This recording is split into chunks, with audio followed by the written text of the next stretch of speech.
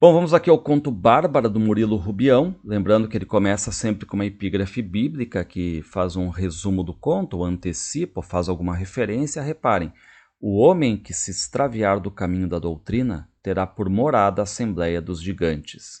Ele retira aqui dos Provérbios. Então aqui a gente tem um narrador em primeira pessoa que já vai antecipar aqui, reparem, uma personagem, que é a Bárbara. E esse narrador é apaixonado por ela, fascinado pela Bárbara, faz tudo por ela. Bárbara gostava somente de pedir, pedia e engordava. Então qual é o detalhe? Ele faz tudo por ela. E ela tem essa mania ainda de pedir, né? E só que tem um detalhe, ela pedia e engordava, certo? E aí, reparem o que ele vai dizer. Por mais absurdo que pareça, eu me encontrava sempre disposto a lhe satisfazer os caprichos. Em troca de tão constante dedicação, dela recebi frouxa ternura e pedidos que se renovavam continuamente. Ou seja, o narrador, ele faz todos os caprichos dela, satisfaz todos os pedidos, só que ele recebe dela? Mais pedidos e um pouquinho de carinho, uma frouxa ternura aqui. Tá? Só que é o seguinte, à medida que cresce essa questão toda da ambição da Bárbara de pedir, cresce também o quê? Reparem, a gordura, ela vai engordando muito, muito, né? E agora o narrador nos diz, né, como é que foi uma espécie de resumo desse amor dele para com ela, ó. Quase da mesma idade, eu e Bárbara fomos companheiros inseparáveis na meninice, namorados, noivos e um dia nos casamos. Ou melhor, agora posso confessar que não passamos de simples companheiros. Reparem aqui que a coisa esfriou, tá? Houve uma gradação, uma subida, só que depois uma queda aqui nessa relação deles, né? Bárbara era uma menina franzina e não fazia mal que adquirisse formas mais amplas, porque ele achava que ela era muito magrinha, certo? Só que qual é o detalhe? Desde cedo, o narrador, que é louco pela Bárbara, né? Ele começou a fazer tudo por ela, tá? Ele se pendurava em árvores, brigava com outros meninos e tudo mais. Reparem, ele era obrigado a agredir unicamente para realizar um desejo de Bárbara. Então isso aí já vem desde lá do começo, tá? Ou seja, ele é obrigado a realizar todos os desejos dela. E se retornava com o rosto ferido de uma briga, maior se lhe tornava o contentamento dela, certo? Só que o seguinte, né, ó, às vezes eu relutava em aquecer as suas exigências, às vezes eu dizia não, vendo-a engordar incessantemente.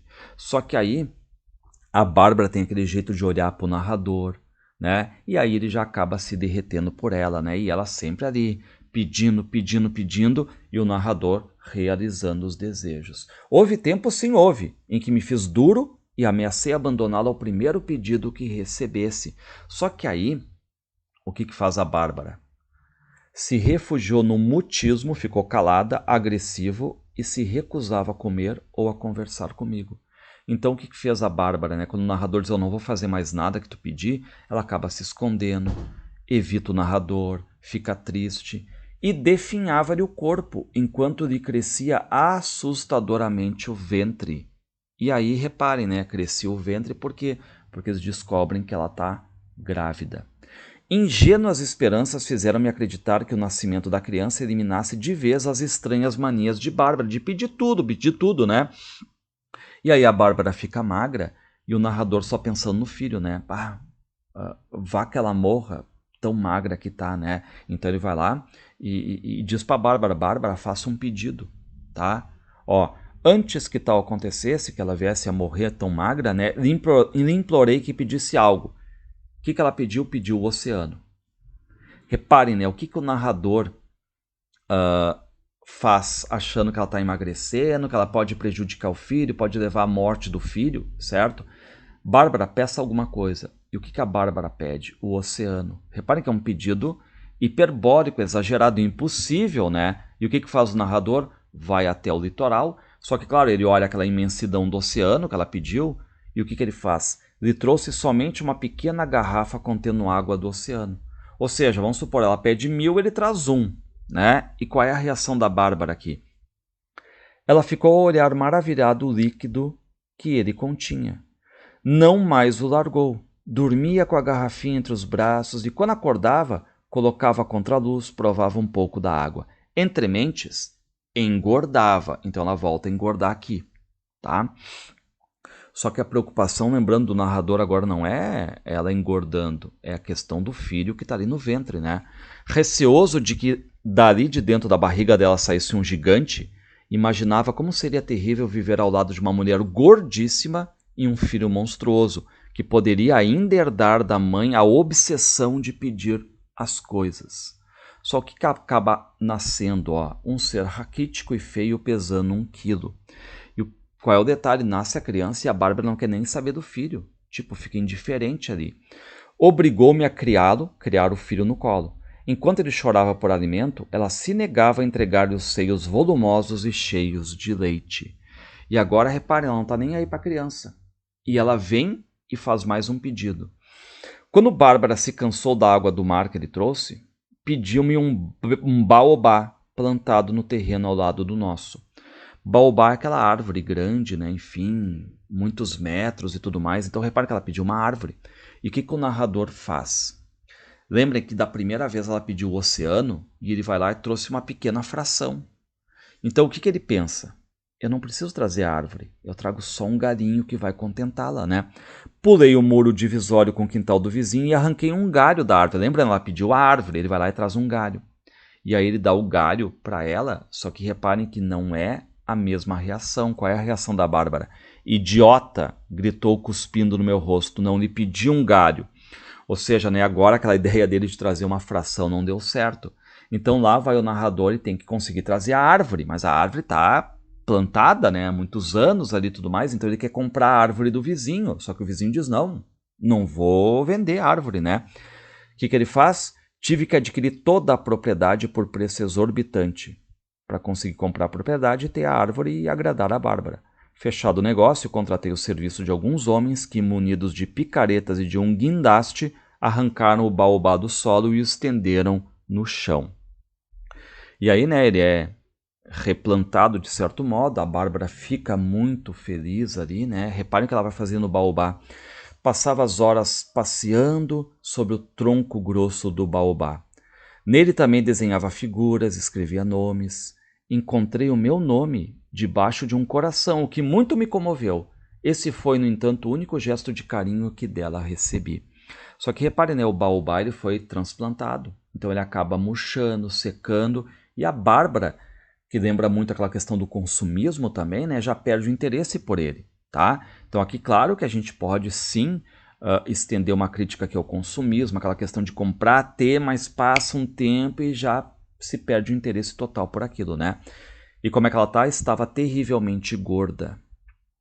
O menino tinha que ser carregado nos braços, pois anos após o seu nascimento continuava do mesmo tamanho sem crescer uma polegada. Reparem que ao contrário aqui da Bárbara, o filho não cresce, né?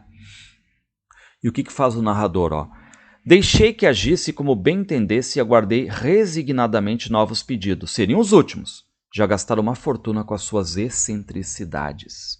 E um dia a Bárbara chega toda carinhosa, toda melosa, né? E chega assim, amor, eu quero fazer mais um pedido. Reparem qual é o pedido. Seria tão feliz se eu possuísse um navio. E aí o narrador diz, mas ficaríamos pobres, querida.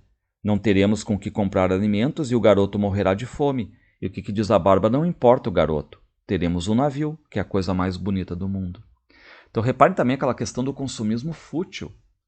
Um consumismo que troca amor, carinho apenas pela questão do ter, né, do bem. O que faz o narrador? Mesmo irritado, mesmo vendo que vão à falência, ele compra um transatlântico. Mandei que o desmontassem e o fiz transportar até a nossa cidade. Tá? E aí o navio é montado e tudo mais. Reparem, eu permanecia sentado no chão, aborrecido e triste. Ora eu olhava o menino, que talvez nunca chegasse a caminhar com suas perninhas. Ora eu olhava o corpo de minha mulher Bárbara, que de tão gordo, vários homens, dando as mãos uns aos outros, não conseguiriam abraçar. Reparem que a visão hiperbólica, né? Vários homens, então assim, a gordura dela é gigantesca, né? Montam um navio, e aí depois que está montado, o que acontece? A Bárbara não desce mais do navio.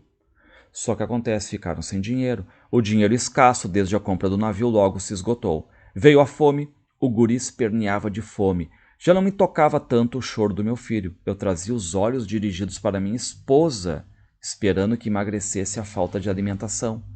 E ela não emagreceu, pelo contrário, adquiriu mais algumas dezenas de quilos. Só o que a gente já entende aqui, tá? A Bárbara já está caminhando, né, com dificuldade. O narrador, o que ele faz aqui para, de certo modo, conseguir dinheiro? Ele vai pegando pedaços de madeira, de pedaços do navio mesmo, né, e está trocando por comida, tá? Só que ele sabe muito bem, né, que tem data de validade essa questão do navio. Ou seja, vai ter mais um pedido. E para encerrar o conto aqui, qual é o último pedido? Vi Bárbara uma noite olhando fixamente o céu. Quando descobri que dirigia os olhos para a lua, larguei o garoto no chão e subi depressa até o lugar em que ela se encontrava. Reparem que ele continua ainda louco por ela e querendo fazer os pedidos, né, para ela e tudo mais, né? Só que reparem que ela está olhando para a lua, então o narrador já está meio que antevendo aqui, né, que opa, vai vir um pedido impossível. E ele tenta mudar a atenção dela e tudo mais, mas não adianta, ó. Não lhe vira antes tão grave o rosto, tão fixo o olhar. Aquele seria o derradeiro pedido, o último. Esperei que o fizesse. Ao cabo de alguns minutos, respirei aliviado. Ela não pediu a lua, porém uma minúscula estrela, quase invisível, a seu lado. Foi buscá-la. Então reparem que a quebra de expectativa do narrador não era a lua, grandona. Algo impossível, claro, né? Mas ela pede o quê? Também algo impossível, mas algo menor, uma fração menor, né? Uma minúscula estrela ali. Mas não é impossível para o narrador, que vai lá, foi buscá-la, né? Enfim, corre para buscar, porque agora está feliz que a esposa se contentou um pouco, né? Um conto de muito exagero aqui, a gente sabe, né? Mas também que toca muito nessa questão do consumismo.